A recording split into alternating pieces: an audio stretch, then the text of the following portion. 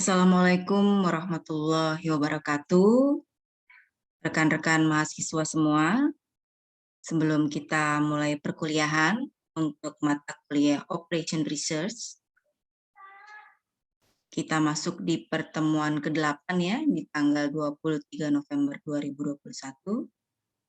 Baik, Ibu akan memberikan pembelajaran terkait dengan materi yang akan kita bahas, yaitu metode Simplex.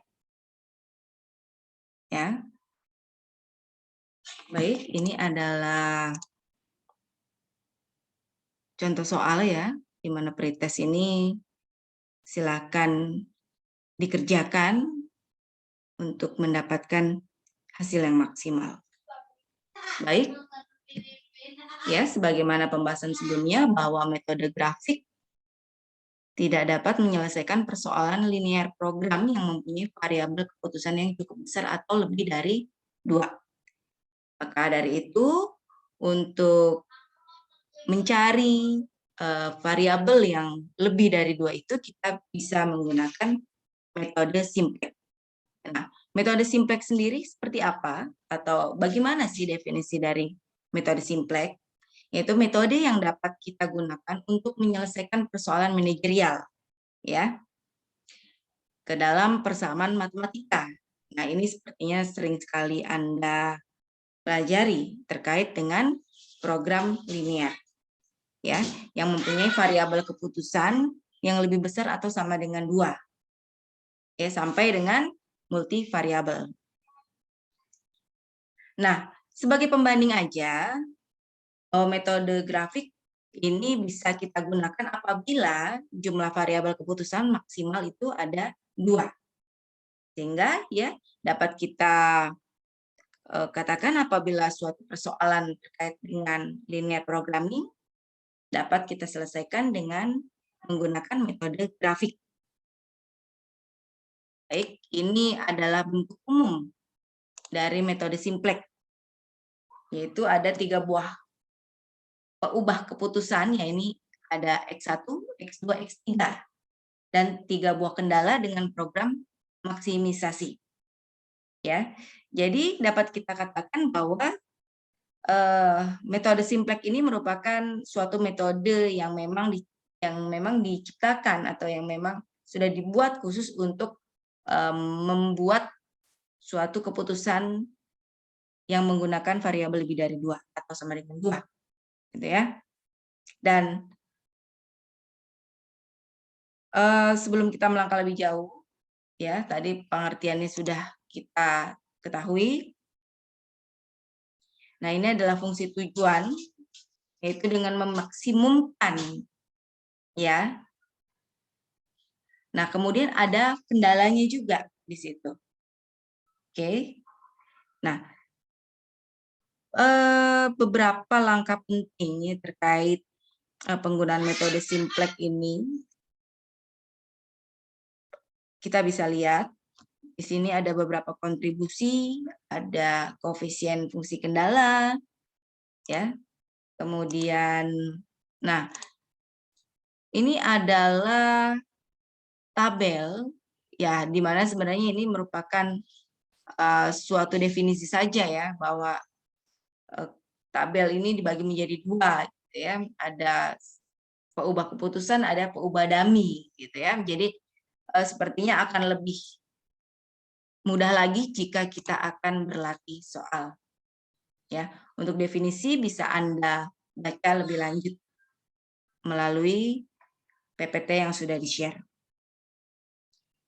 Nah, sebelum kita melangkah ke soal atau contoh soal, yang perlu kita ketahui itu adalah beberapa hal ya terkait dengan apa-apa saja yang akan kita kerjakan atau yang akan kita buat latihan soal, yaitu kita akan membuat mode program linear biasa. Nah, ini nanti ada contoh soalnya.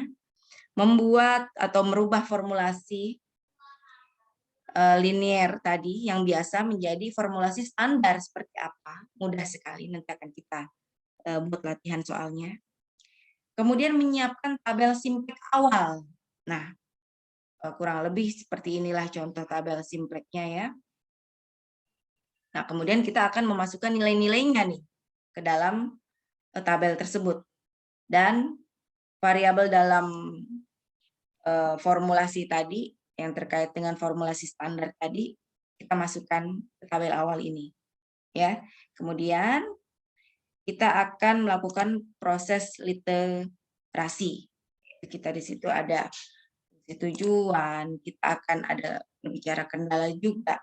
Nah, kemudian setelah sudah kita lakukan perhitungan, maka kita akan dapat menentukan apakah penyelesaian optimal itu sudah tercapai atau belum. Nah, kemudian tugas Anda juga adalah kita buat kesimpulan dari jawaban yang sudah kita kerjakan, ya, terkait dengan fungsi tujuan dan fungsi kendala. Nah, di sini ada apa namanya ini? Ada definisi ya dari koefisien fungsi tujuan. Ya, ini bisa Anda baca ya. Ibu tidak membacakannya, tapi Anda bisa pelajari sendiri. Ya, kita akan berlatih soal. Nah, di sini juga sudah ada contoh soalnya. Anda bisa pelajari. Nah, kita langsung saja ya ke contoh soal yang akan Ibu share.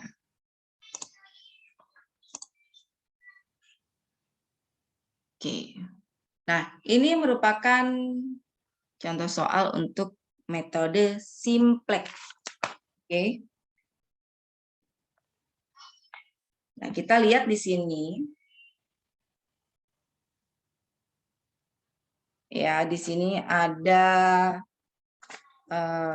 contoh soal terkait dengan fungsi batasan. Ya. Jadi kita berbicara ini merupakan fungsi batasan. Ya. Di sini adalah fungsi batasan di mana maksimum Z, di sini harusnya Z ya, sama dengan 40x1 ditambah 30x2. Nah, ini merupakan batasannya. Ya.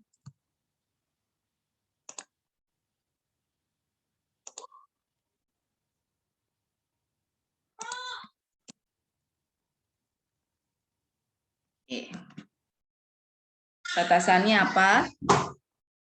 2/5x1 ditambah 1/2x2 kurang atau sama dengan 20. Oke. Kemudian batasan yang kedua yaitu 1/5x2 ya, kurang atau lebih dari 5. Kemudian yang ketiga, fungsi batasan yang ketiga itu 3/5x1 ditambah 3/10x2 kurang lebih sama dengan 21. Fungsi batasan yang keempat yaitu x1 dan x2 nih lebih besar atau sama dengan 0. Nah, ini dapat kita katakan sebagai non-negativity. Ya. Nah, ini terkait dengan yang namanya formulasi biasa. Cukup dipahami ya? Oke, kita lanjut lagi. Kita masuk ke yang namanya formulasi standar, ya. Ini adalah formulasi biasa. Kita akan masuk ke formulasi standar. Oke. Ya, maksimum Z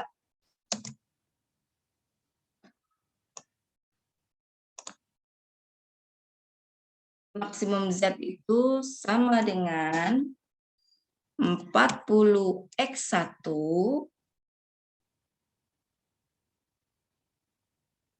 ditambah 30x2 tambah OS1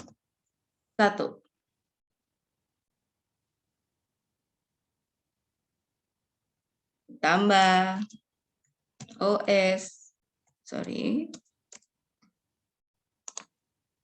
S2 tambah OS3. Ya. Oke, kita lanjut. Kita buat batasannya dulu. Sama seperti yang tadi. Batasan. Sama. Ya, batasannya sama seperti yang di atasnya. Hanya saja kita tambahkan formulasinya tadi. OS1-nya ya, kita masukkan. Oke. 2/5 X1 ditambah 1/2 X2 ditambah 1 S1 ya, OS ya, si OS1 ini nilainya 1 gitu ya.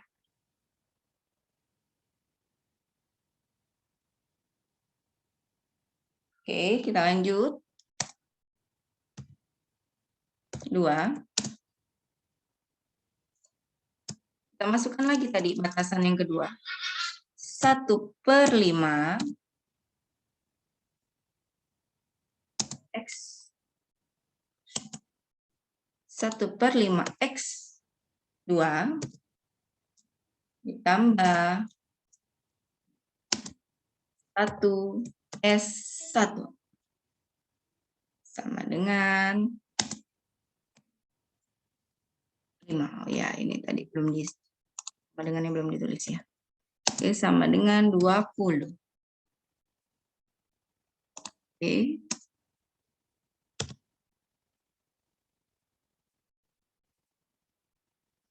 Kita masukkan lagi yang ketiga.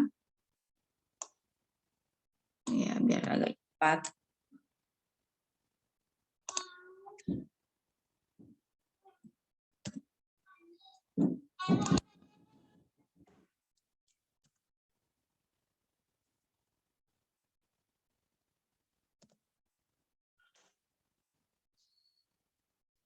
Oke, kita masukkan.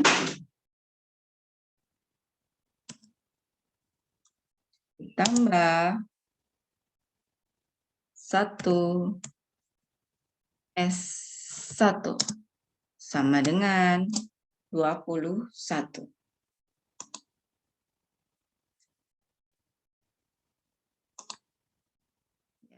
Iya. Oke. Jelas ya? Maka diketahui, oke kita simpulkan di sini. Di sini apa aja tadi variabelnya? Ada X1, ada X2, ada S1, ada S2, ada S3. Ya, itu hasilnya itu kurang atau sama dengan 0. Ya, ini merupakan formulasi standar.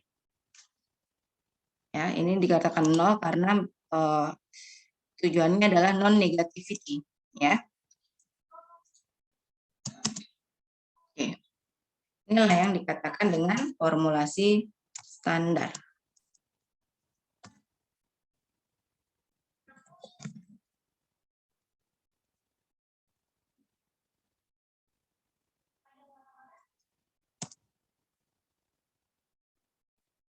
Ya, cukup dipahami ya.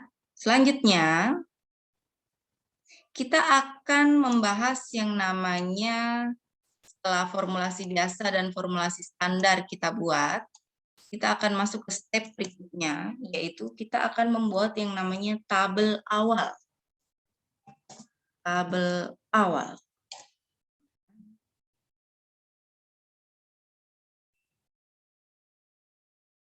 Nah, tabel awal ini berasal dari mana? Yaitu dari formulasi biasa atau maksimum Z. Ini kita akan masukkan di tabel awal.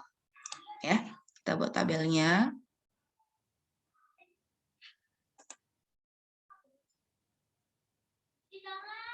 Oke.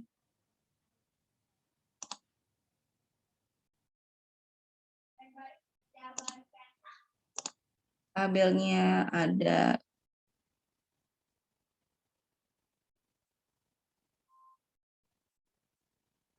8, kita buat 8 kolom ya. Dan 7 baris.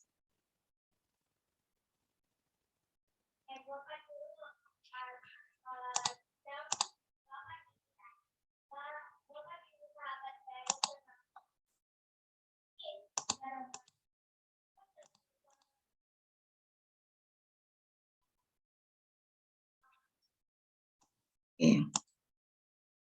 Ini adalah tabel awal di mana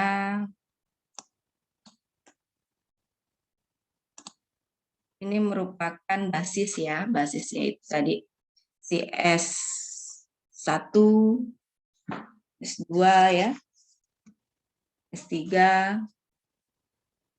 itu merupakan dapat kita katakan juga itu merupakan surplus variabel ya.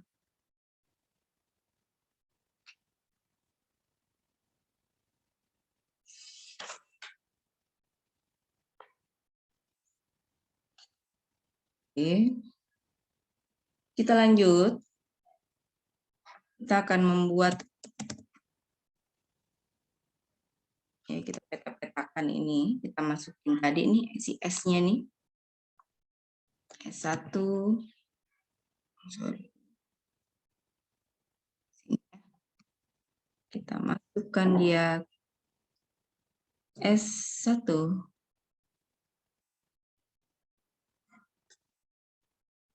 S2. S3.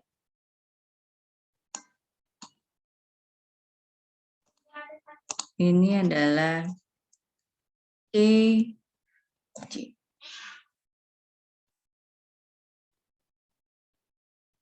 Ini merupakan private column ya, terhitungnya ya. Atau kolom fungsi tujuan. Kita sebut itu adalah kolom CJ.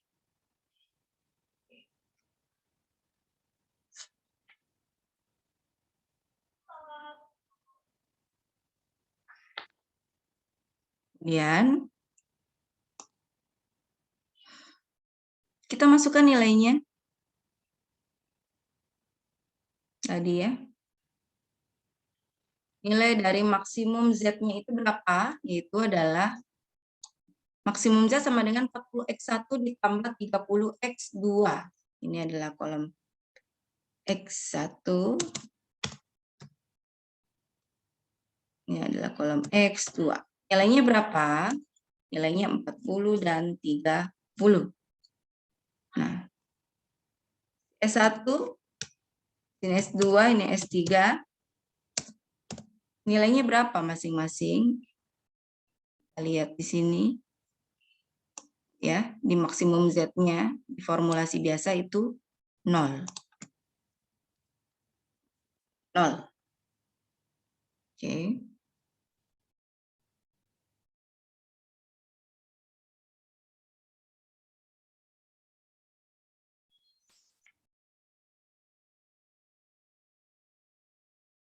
Ini kita sebut NRK atau kolom nilai ruas ya.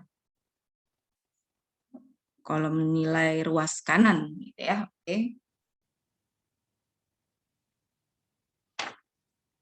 Terus di sini kita kolom CJ tadi atau kolom fungsi tujuan tadi nilainya berapa?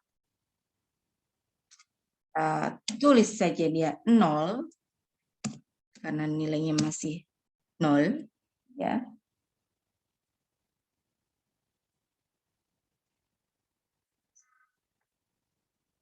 Kemudian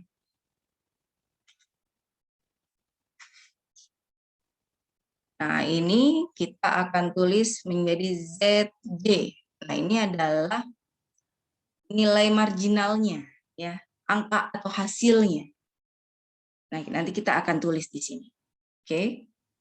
Kemudian kita akan masukkan nilai dari si X1 ada 2/5 ya. Ini kita lihat di sini nilai X1-nya berapa? Nih, 2/5.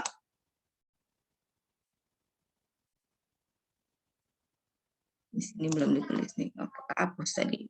Ya. 2/5. X2-nya berapa? Setengah ya. Nih, nilainya setengah. 1/2.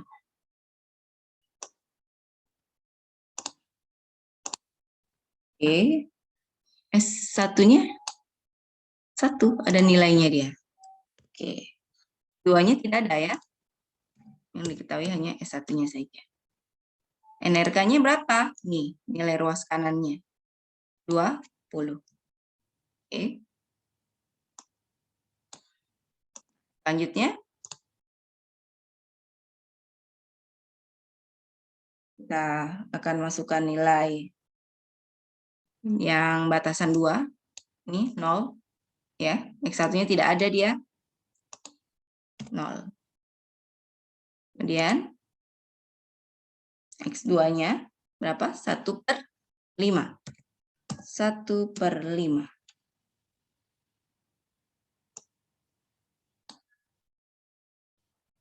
Oke. SL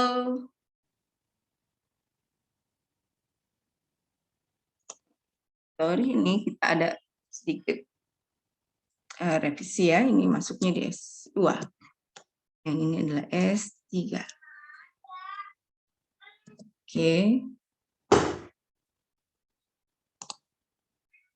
Nah, S1 itu kita karena dia tidak ada ya, 0.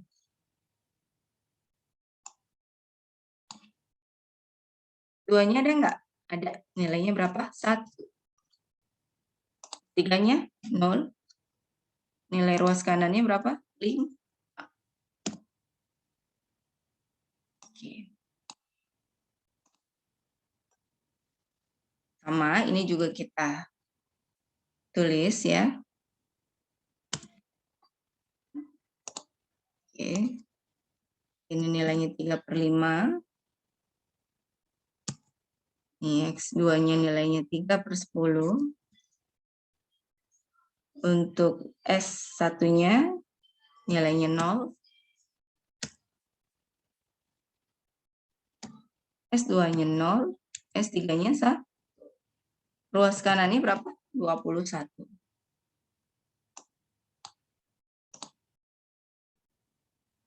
CZ-nya, hasil CZ-nya 0. Dapat dikatakan 0.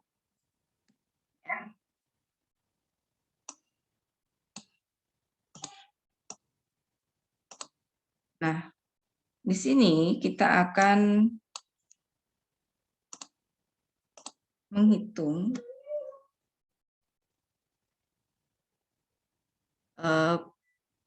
hasil dari kolom fungsi turunannya tadi ya, CJ dikurangin ZJ. Si X1-nya tadi nih, CJ-nya sama dengan dikurangin ZJ-nya berapa? 0. Jadi nilainya berapa? 40. Ini nilainya 30. Ya, kita kan 0, 0, 0. Nah, ini merupakan tabel awal, ya. Nah, nanti kita akan membahas lagi terkait dengan tabel lanjutan, ya. Itu merupakan yang namanya adalah proses iterasi. Nah, di mana proses iterasi itu kita tentukan kolom kunci, kita tentukan juga kolom baris, ya. Jadi di situ kita akan di kolom kunci itu kita akan memilih nilai CJ dikurangi ZJ yang terbesar dan yang positif yang mana, ya. Nah, kalau kita lihat itu sebagai kolom kunci, kita pilih X1 itu adalah nilainya 40. Ini merupakan kolom kunci untuk X1-nya, ya. Kemudian di kunci baris merupakan hasil bagi antara si NRK ini dengan angka-angka yang ada di kolom kunci. Salah satunya tadi adalah X1-nya itu adalah 40. Ya, kemudian nanti di situ kita akan pilih hasil bagi yang terkecil dan positif. Ingat, yang kita pilih adalah hasil bagi dengan nilai yang negatif. Dan 0 atau 0 tadi ya, atau tak terhingga, nah itu bisa kita jadikan sebagai kunci baris. Nah, ini sebenarnya prosesnya masih panjang, cuma Ibu pengen Anda semua pelajari dulu nih, ya. Oke, kita akan lanjutkan ini di pertemuan berikutnya. Ibu tutup. Assalamualaikum warahmatullahi wabarakatuh.